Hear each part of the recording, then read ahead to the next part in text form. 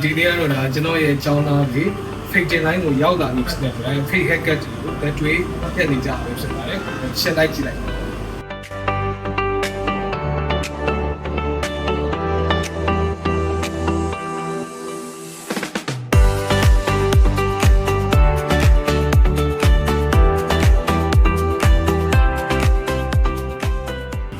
15နှစ်ရှိတယ်ကျွန်တော်မှာအသက်ငယ်တော့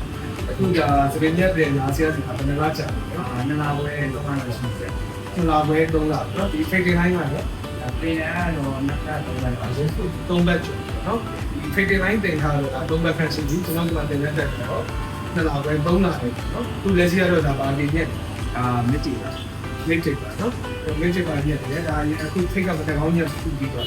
ပြီးကြတော့နှစ်ပေါင်း3လပဲအဲဆိုရင်နောက်နေကြရင်ဒီလေးရဲ့ပြည့်ပြီးတဲ့နောက်ဆုံး result ကိုကျွန်တော်ပြန်ပြပေးမှာဖြစ်ပါတယ်။ဒါပါဒီကနေအောင်ပေါင်းပြီးတော့ပါတီညက်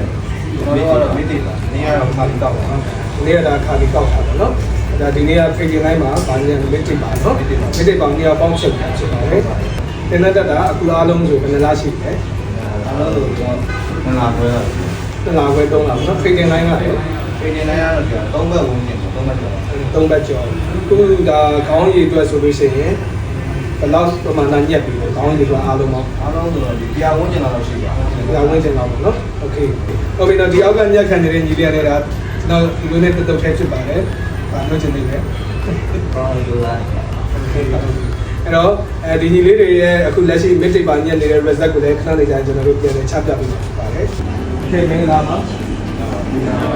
အခုကပါတီရဲ့ perfect ရဲ့နော်အဲ့တော့ဒီပွဲတော့ဒါတင်တဲ့ဆင်တော့ပါအခုလက်ရှိတရားရတဲ့ဘယ်အပိုင်းကိုရောက်ကာဝိုင်းအောင်ကြောင်းလိုက်ဒီမနေ့ကဆိုလည်းဒါလက်တွေ့ဖေးလေးပေါက်ကြည့်ခဲ့တယ်အခုလက်ရှိညနေက breast plate ဖြစ်တယ်โอเคအဲ့တော့တင်တဲ့သက်တာတော့ဘယ်လားရှိလဲ4လရှိပြီနော်โอเคအဲ့ဆိုရင်အကောင်းဆုံးကြည့်တော့မယ်အခုဒါဗနေကပေါင်းပြီးဖြုတ်နေတာတစ်ပွဲလုံးပေါင်းဖြုတ်နေတာခဏလေးကြာ result ပြန်ပြမှာဖြစ်ပါတယ်โอเคကျေးဇူးပါ